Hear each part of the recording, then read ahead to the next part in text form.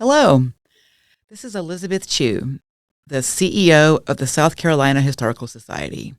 Welcome to From the Vault, the South Carolina Historical Society podcast, created and hosted by my colleague Sydney Derrick, our librarian.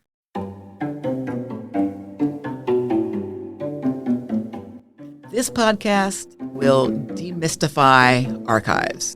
I am passionate about convincing people that archives are not in any way boring. They are, in fact, incredibly interesting. Who doesn't like to read stories about other people? Imagine spending all day long in a library reading someone else's diary. That is what historians and people who use archives do every day. From the Vault, we'll be telling stories of all South Carolinians from the perspective of the many fascinating items in our large and important archival collections.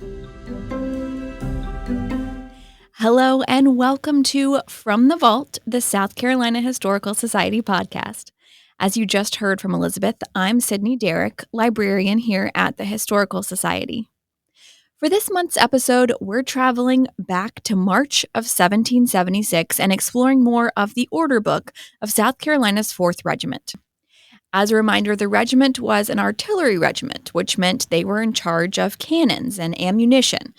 The order book was basically a journal for the regiment. It details their official orders, but it also details some of their daily activities.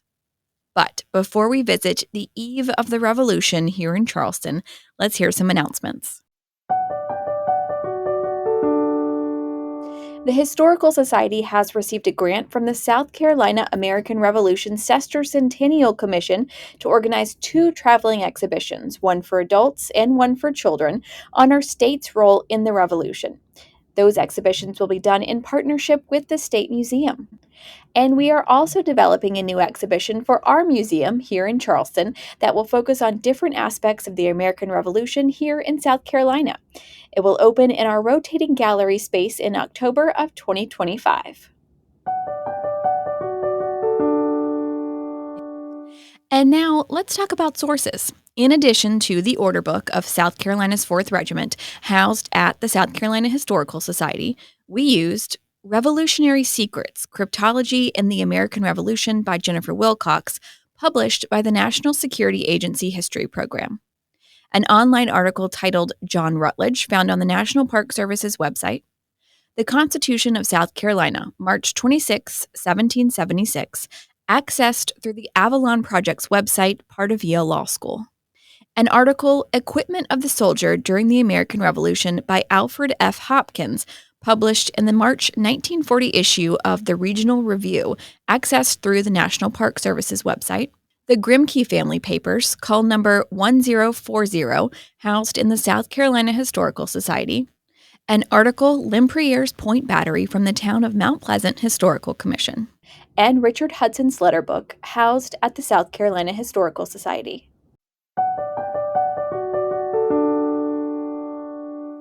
It's March of 1776, and the troops here in Charleston are preparing for a British attack, and as we now know, one is coming at the end of June of that year. And one had just happened not too far away from Charleston.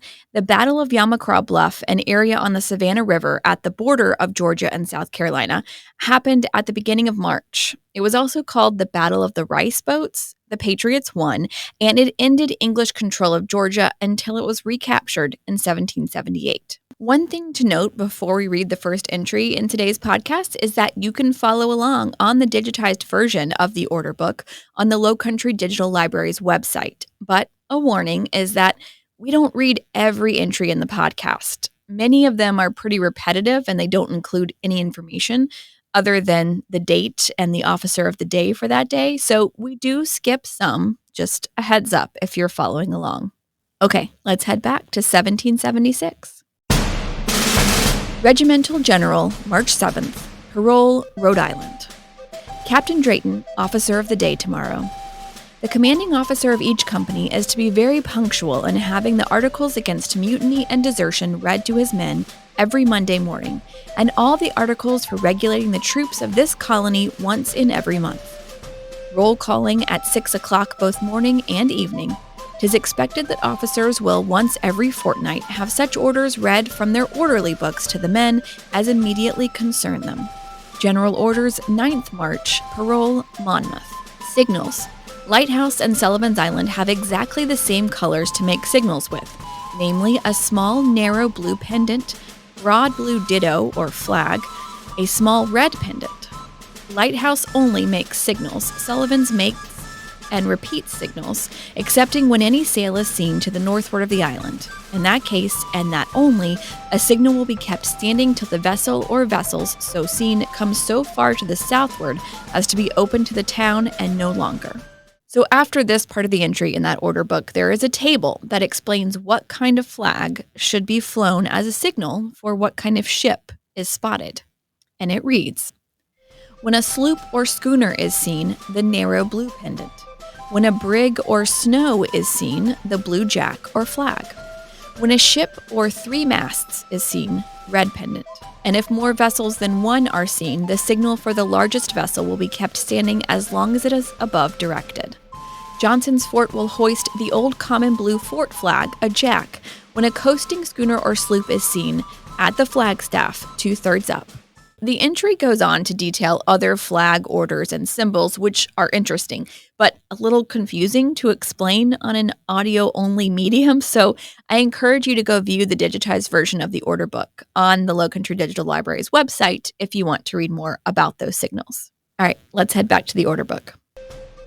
Whenever any of the foregoing standing signals are made, a small pendant will be hoisted and kept standing on the barracks at Colonel Gadsden's Wharf as long as such standing signal is kept up with at Johnson's Fort or at Sullivan's Island.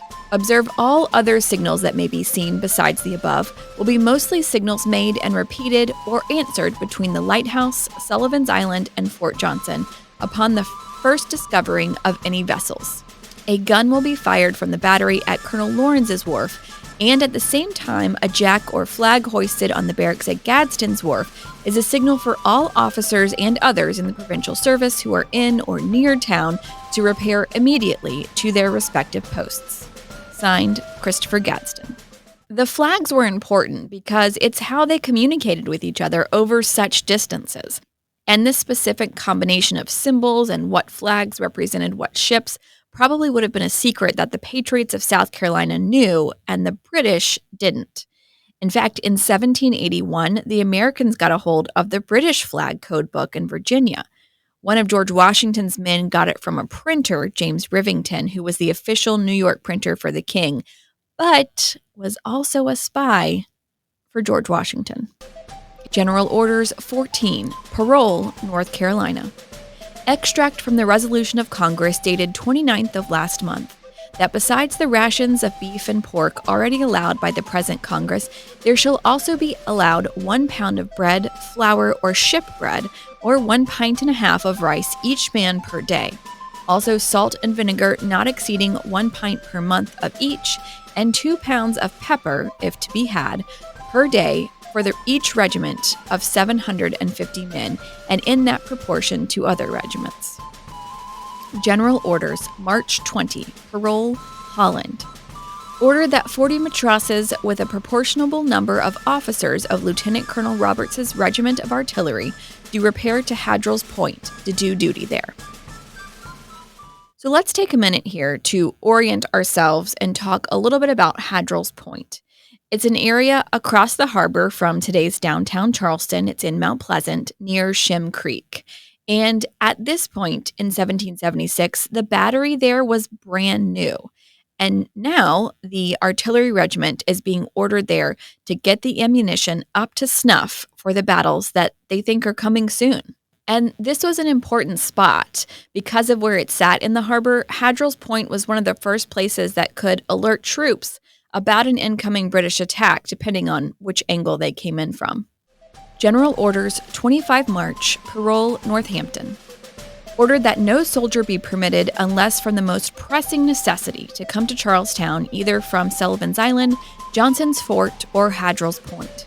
The men of the artillery regiment to be trained every morning from roll call until 9 o'clock to the exercise of small arms, and from 4 in the afternoon until evening roll calling to the field piece and long gun. After orders, 27 March. Ordered that the guards be relieved tomorrow morning at 7 o'clock. The 2 field pieces got ready, and the whole of the regiment clean-shaved, powdered, and dressed by 9 o'clock. Between those 2 entries, on March 26, 1776, South Carolina adopted its very own constitution. A group of men, the Provincial Congress, wrote and adopted the document, and in doing so, they formed the General Assembly and Legislative Council of South Carolina, and they elected a president of South Carolina, John Rutledge. We would later probably refer to this office that he held as governor, and later we did, but at the time he was called the President of South Carolina. The next entry is about the military response to Rutledge's appointment, and it's fascinating to read the official response to this election. And I'm using those words, appointment and election, interchangeably because while Rutledge was elected by the small group of men who made up the South Carolina General Assembly, the order book uses the word appointment. And after this entry, we'll talk a little bit more about John Rutledge and who he was. General Orders, 28th March. Ordered that Colonel Roberts' regiment of artillery and all the militia now in Charlestown under the command of Colonel Pinckney do at 11 o'clock this morning draw up 2 deep in Broad Street on the side opposite St. Michael's Church. The regiment of artillery with 2 field pieces on the right in order to receive the Honorable John Rutledge, Esquire, constitutionally appointed by the Honorable Legislature as President and Commander-in-Chief of the same, with the honors due that station. Ordered that should there not be room enough for the militia under Colonel Pinckney in Broad Street from the State House to the Exchange, then the remainder draw up on the bay 2 deep as before, with their backs to the houses extending themselves from Gaillard's Corner on the left as far along the bay as may be in that manner. Ordered that Colonel Roberts' regiment do fire 13 guns immediately on its being signified to him that the President's appointment has been read. Ordered that 2 sentries be placed at the President's door from Colonel Roberts' regiment to be relieved as usual from time to time. Regimental Order, Lieutenant Detreville, Officer of the Day tomorrow.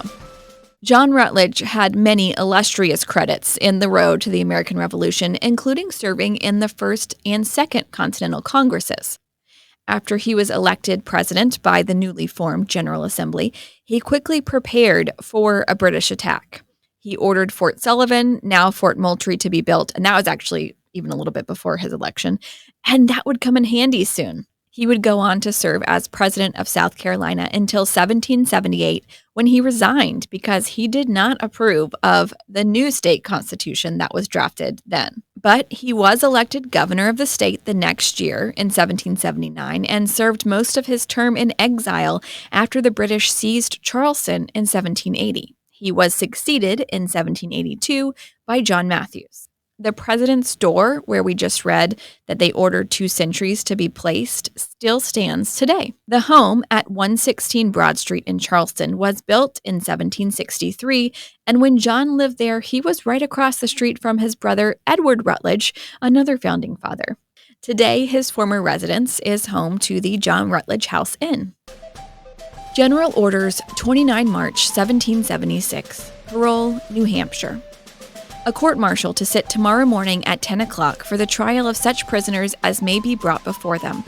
Prisoners are Henry Webster and Michael Currens. All the evidences are ordered to attend. Captain Beckman, Officer of the Day tomorrow. Regimental General Orders, 2 April. Parole, Lancaster. 20 matrosses are to attend Lieutenant Detreville to Everly's Wharf to put the 26-pounders taken yesterday from the fort into a flat for Sullivan's Island. This duty to be done at 6 o'clock a.m. So a flat there refers to a flat boat, which is what they used to transport cannons, which is what a 26-pounder refers to there. The next day, the order book lists the different sized cannons that were also transported by those flatboats and which wharves and batteries they were taken to, which again is a little confusing to listen to and keep straight. But the gist is that they have weaponry going to different places around the Charleston Harbor in preparation for battle. Regimental General Order, 4 April, Parole, Lookout. It is expected that all officers with the regiment will appear in the proper uniform of it, a plain blue frock, waistcoat and breeches, the coat with a small standing collar, dragoon sleeve and pocket, with 4 buttons on each cuff, lined with scarlet, the waistcoat only long enough to cover the waistband of the breeches, yellow buttons. In summer, both officers and men may, if they think proper, wear white instead of blue waistcoats and breeches. Regimental General Orders, 22 April, Parole, General Green. No more than 1 man of a company belonging to the artillery regiment will be suffered to be absent on furlough at the same time until the last of July next. It wasn't just the areas around the harbor that were being prepared for battle. John Rutledge was ordering preparations done in other places too. In Richard Hudson's letter book, housed at the Historical Society, he copied a letter that he wrote in May to Isaac Hayne about the recent retreat of British soldiers in Boston, later called Evacuation Day, and the fortification of Stono Inlet at the instructions of Rutledge. Stono Inlet is south of Charleston and leads to the Stono River, which can be used to access Charleston Harbor from the left side if you're looking at a map. Most of the batteries that we've heard about in the order book are on the right side of the harbor. Regimental General Order, 29 May, Parole, Parsons. Sergeant Thompson and Linder, with a man of each company, must attend at the laboratory every morning as a working party. So this was a question I had when reading this. What is a laboratory in this world? They were usually places where the ammunition was made, which would make sense that the officials would want more people working in the laboratory if they're preparing for an attack. In the Grimke family papers, the Historical Society holds records from John F. Grimke, including a list of work done in the laboratory in February of 1780, so a few years after where we are currently in the order book. It lists tasks like making handles for ammunition chests, milling brimstone for gunpowder, and putting round shot in flannel bags for soldiers to carry. Regimental General Orders, 31 May, Parole, Rockingham. No officer to interfere with the punishment of men except the major and adjutant. 1 June, Parole, Steady. General Orders by the President. A gun to be fired immediately from the battery on Colonel Lawrence's wharf, and a jack or flag hoisted on the barracks at Colonel Gadsden's wharf, being a signal for all officers and others in the provincial service in or near town to repair immediately to their posts. Regimental General, 4 June, Parole, Undaunted. Captain Beckman is to relieve Lieutenant Villapanto at Hadrill's Point and to take the command of that post until further orders. Lieutenant Villapanto is to be as expeditious in his return to Charlestown as possible. Sergeant Thompson and 8 privates are to form a working party and attend the laboratory every morning until further orders. Regimental General Order, 5 June, Parole, Perseverance. At 6 o'clock, a wagon will attend at the artillery barracks for the removal of the regimental stores, which Lieutenant Roberts will see executed. The 3 field pieces of artillery are to be removed with their lockers behind Colonel Gadsden's house within the lines now going up. The officers and the men of the battery at the south end of the bay will be at their post, and the quartermaster will deliver out immediately to the regiment 12 rounds per man of ammunition for their small arms, together with 2 flints each. Regimental Orders, 6 June, Parole, Spirit. Lieutenant Villapanto, with a sergeant and 10 men of the artillery, is to tomorrow take charge of the battery at Gibbs's Wharf, where he will make the best defense he possibly can against the attack of every enemy.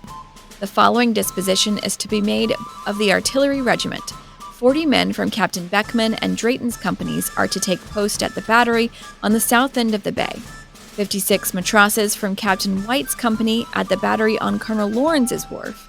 10 men, 1 sergeant, and 1 corporal to attend at the battery on Gibbs. The artillery barracks guard to consist of 1 sergeant, 1 corporal, and 12 privates. The town guard of 1 sergeant, 1 corporal, and 10 privates. The sentinels at Stewart's to be withdrawn, and only those at the President's and 1 at General Armstrong's continued. We talked a little bit about the Stewarts in our last order book episode, but John Stewart was a loyalist who had been the superintendent in the Indian Department under British rule, and he was accused of gathering Native Americans to fight against the Patriots. Now, by this point, he had fled Charleston to Florida, where the British were in command, but his wife was still here in Charleston, and she was being guarded so that she did not escape. They specifically assigned sentinels to the president's and generals' homes, but withdrew the ones guarding the Stuarts. Don't worry, though, those are coming back later, so she's not going anywhere anytime soon. Regimental General Order, 7 June, parole firm. The 8 12-pounders that are to be landed from on board the ship Prosper with their carriages, ammunition, and stores, 5 of which to be sent up to Gibbs Battery, the remaining to the battery on Lawrence's Wharf. The 7 6-pounders from on board the same vessel to be sent to the redoubt on Harleston Green with their carriages, their ammunition, and stores to be lodged at Colonel Gadsden's old house until further orders.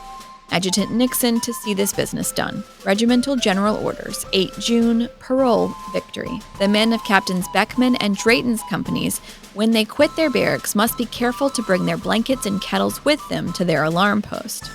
Those for Gibbs's battery are to observe the same order. Should any of the enemy ships be able to pass the southern batteries, the women and children must immediately quit the barracks with their effects and retire behind the lines.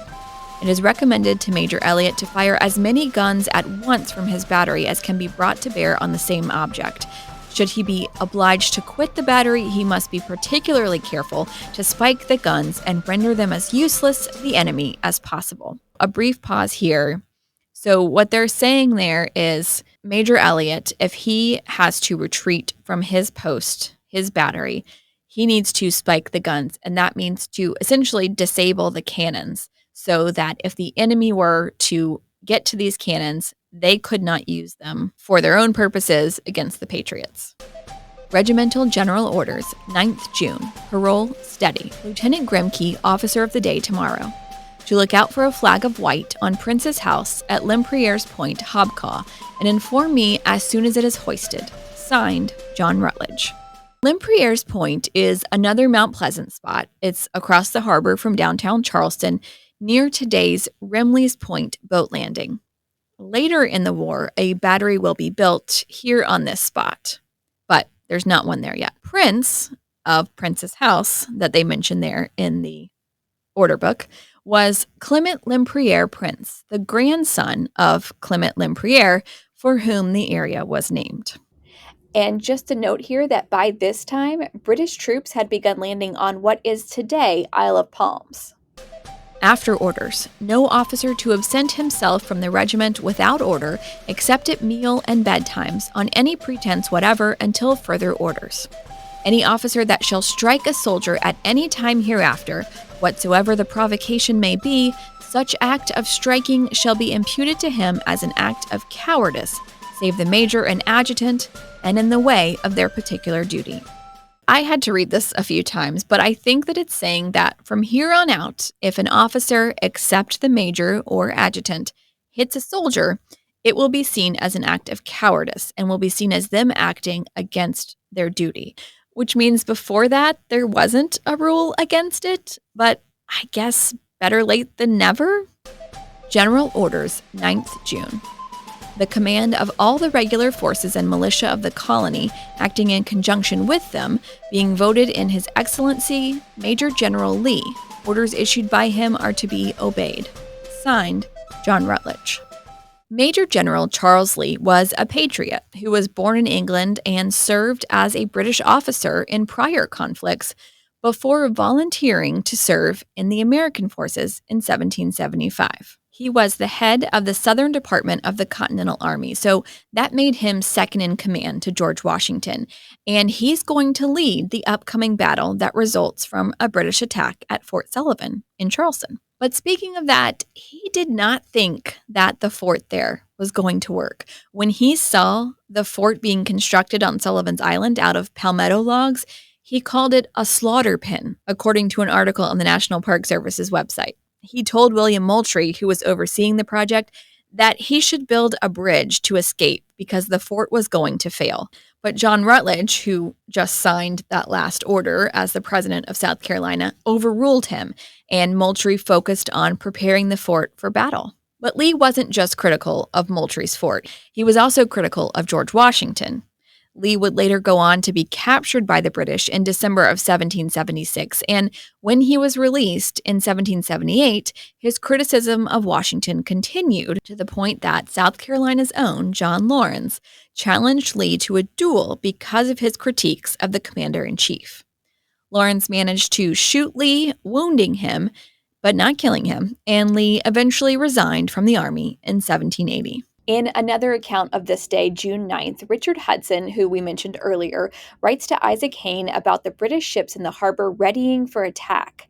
He says that 7 of the enemy vessels had gotten over the bar, which are the sandbars that stood in the harbor, making the area difficult to navigate. He also says that one ship was traveling towards town with a white flag of truce to have a conversation with our troops here, but that ship was fired upon by a sentry on Sullivan's Island by mistake, and the British then returned fire. When those British troops did finally meet with Captain Francis Huger of the South Carolina troops, they requested Fort Johnson or threatened to burn down Charleston.